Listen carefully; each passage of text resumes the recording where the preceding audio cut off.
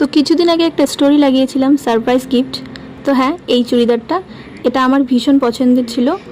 তো আমি অর্ডার দিব ভেবেছিলাম, তো তারপরেই সেই জিনিসটা আমি স্ক্রিনশট নিয়ে ফ্লিপকার্ট থেকে সেই আমি প্রিয় মানুষটাকে পাঠিয়ে দিই, দেখো তোমার তার ফেভারিট কালার হচ্ছে ব্ল্যাক কালার, তো আমার খুব পছন্দর, তো কিছুদিন পরে অর্ডার দেব।